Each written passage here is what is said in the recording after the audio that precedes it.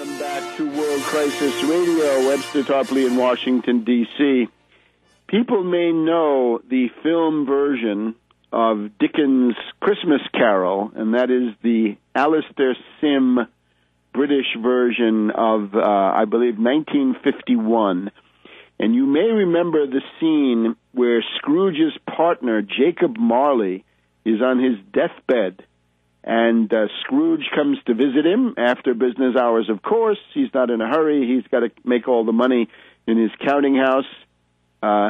So Scrooge visits Marley in his sick room on his deathbed, and Marley motions. Marley can hardly speak. He's moribund.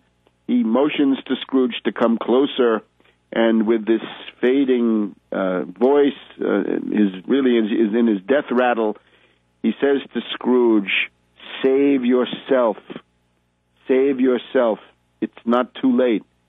And Scrooge can't understand. He says, "Jacob, what are you saying?" He's irritated. He doesn't really want to hear him. Save yourself. Now, I thought of this concerning the death of Richard Holbrooke this week. Holbrooke is reported to have told either a Pakistani surgeon at George Washington University Hospital or an Egyptian doctor who is the personal physician of Hillary Clinton, "You've got to end the Afghan war." Now, you've got to end the Afghan war, says Holbrooke, and these indeed are likely to have been his last words, the last thing he said on earth, because after this, he was then wheeled into surgery, 21 hours of surgery, not clear whether he ever regained consciousness, and then he died of this ruptured aorta. But the State Department is trying to spin this, saying, well, this was just ironic banter. They told him, you've got to calm down, and he said, well, then you've got to end the Afghan war for me because I'm so busy, I'm so wrapped up, I've got to get back to my work. I don't think so. It might be that having looked back over his life, as Marley did in that scene in Dickens, Holbrooke may have been overtaken by the enormity of what he had done, the chain that he had forged in life, which he was now destined to wear in death, as happened to Marley and many others in that famous window scene in The Christmas Carol. Remember that Holbrooke had been part of the U.S. foreign policy apparatus since 1962 when he joined the Foreign Service. And, of course, he was part of the revolving door between the State Department and Wall Street. I believe Holbrooke's address in Wall Street was often Lehman Brothers. What it was in the past couple of years, I'm not so sure, but I guess he joined the government before Lehman went under. So he was a part of the Lehman Brothers wing, the Peter Peterson wing, if you will. It was Holbrooke who took part in the Vietnam War, and most notably, it was Holbrooke who advocated and pushed through the policy of bombing Serbia in 1999, the 2 to 3 month bombing campaign in the spring of 1999, which did tremendous damage to Serbia, blew up the bridges along the Danube. As I've had occasion to say, one of the greatest acts of historical vandalism in modern European history. The first time that NATO had ever attacked anybody, the transition of NATO from a purely defensive regional alliance to an offensive, intrusive, worldwide police force, as we now see in Afghanistan, things that are way beyond the original sphere of the North Atlantic Treaty, which was delineated above all by the U.S., because the U.S. did not want to get involved in defending British, French, Belgian, or anybody else's colonies outside of the North Atlantic region. But that has all been abolished. We now have NATO out-of-area deployments. That's what Afghanistan is. Holbrooke, therefore, symbolizes many of these factors, the sort of Siamese twin relationship between Wall Street and the foreign policy establishment. These people are drawn from the same families. Their careers go back and forth. This is not just Holbrooke, but many, many others.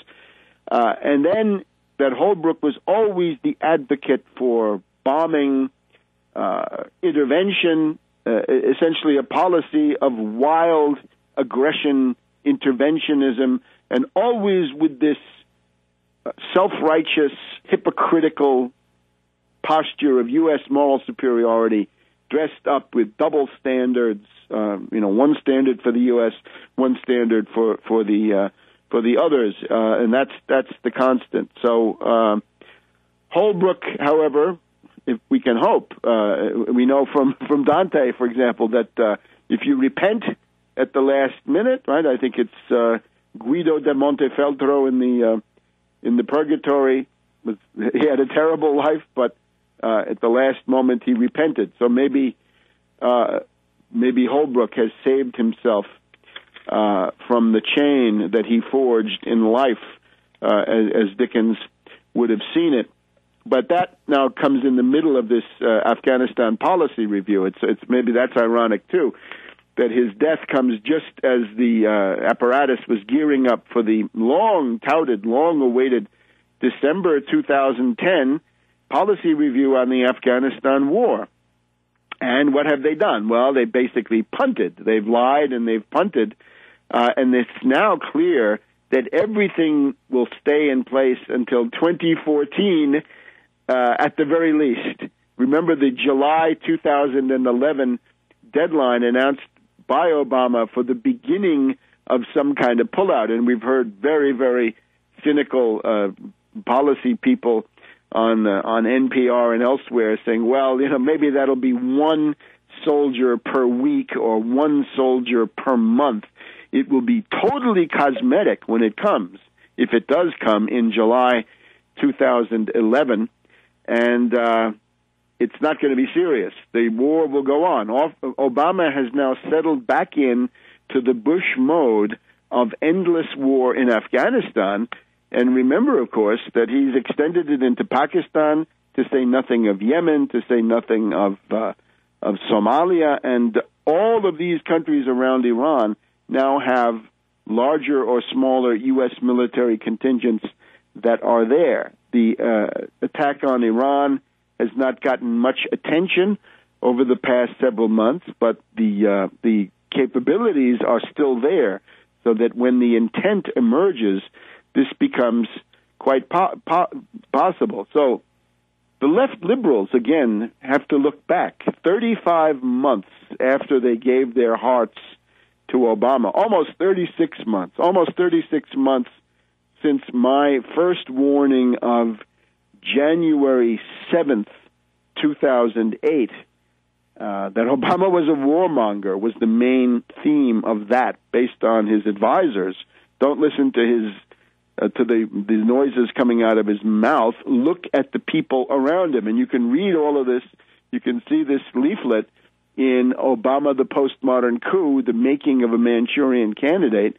That was distributed in Manchester, New Hampshire that day.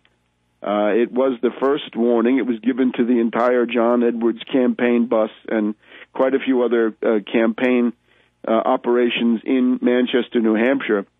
The left liberals now really have to look back, and I would urge them to do so and search their consciences. What have you learned from this?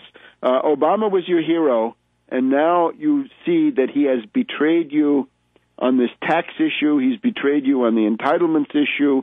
He has betrayed you on the question of health care reform. There's no Medicare for all. There's no single payer. What you have is not even this public option, whatever that was. This is a public coercion of people to buy insurance companies from rotten insurance companies. And now Obama is delivering endless war. So, dear left liberals, what have you learned from this experience? And I guess you'd have to say, don't give your heart away. Now, a lot of these left liberals, ironically enough, and we'll talk about it in a minute, are giving their heart away to somebody even less plausible than Obama, and that would be Julian Assange. These are people who don't have very many heroes, and when they lose one, they've got to find one, and any dregs that lies around is likely to be chosen. We'll be back on World Crisis Radio.